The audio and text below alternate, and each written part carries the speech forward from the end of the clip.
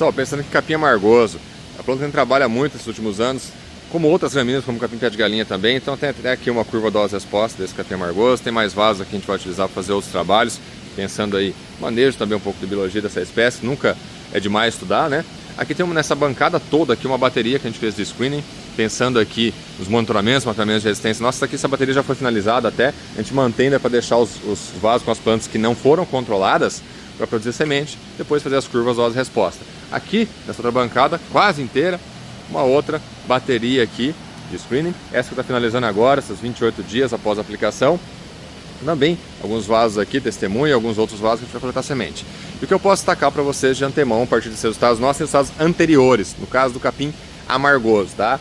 Então, resistência a glifosato, pessoal, altíssima percentagem de resistência a glifosato. Nesses trabalhos nossos aqui dos últimos anos, mais de 96% das coletas têm resistência a glifosato, com alto fator de resistência. Ah, e outros herbicidas, glufosinato então. Glufosinato, pessoal, não tivemos resistência até o momento ainda em nenhuma coleta que a gente fez no caso do capim amargoso, tá? Então pensar aqui que as aplicações, no caso do screening, com as nossas curvas de dose-resposta para gramíneas como capim amargoso, a gente faz entre 1 e 2 perfilhos, plantas jovens, utilizando a dose cheia de bula ali. Então glufosinato, sem nenhum indicativo de resistência até o momento aí no capim amargoso. E aí pensar, então os graminicidas, que são muito importantes, pensar aí, aloxifop, cretodin, né, representante do FOP e dos jeans.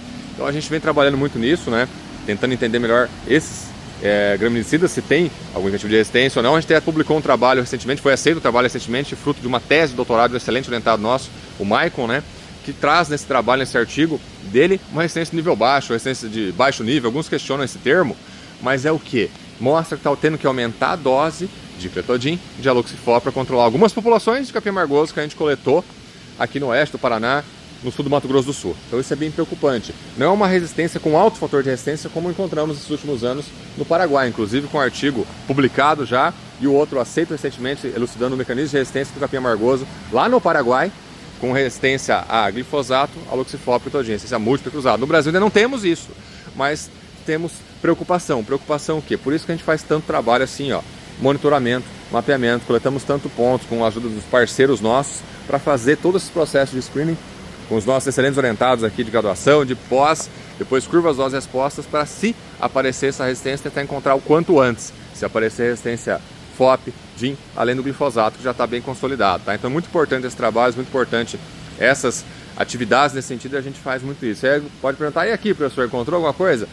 Aqui é ainda o screening, né? Essa triagem, digamos assim. Sim, teve, às vezes, a gente faz aqui doses iniciais, pensar assim, no caso do aloxifop, cretodin, glifosato, glufosinato, para depois, né, tendo algum indicativo, alguma coisa, a gente abre a curva dose-resposta com bem mais doses, né, como está vendo aqui, ó. Então a gente vai, a curva dose-resposta, testemunha, né, 1/8, 1/4, meia dose, a dose cheia, 2, 4 e 8 vezes, a gente consegue ter conclusões melhores.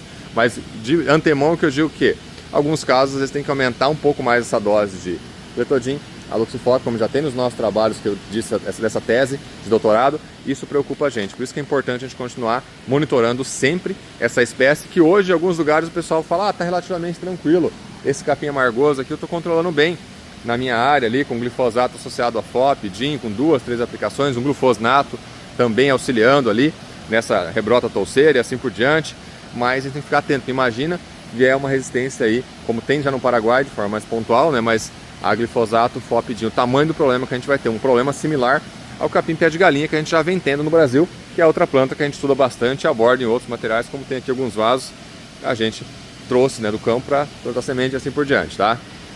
Então muito obrigado a quem nos acompanha, aqui é Alfredo Júnior Alves, professor da Universidade Federal do Paraná, professor do Grupo Super Pesquisa, continue acompanhando nossos materiais, divulgando nossos materiais, muito obrigado.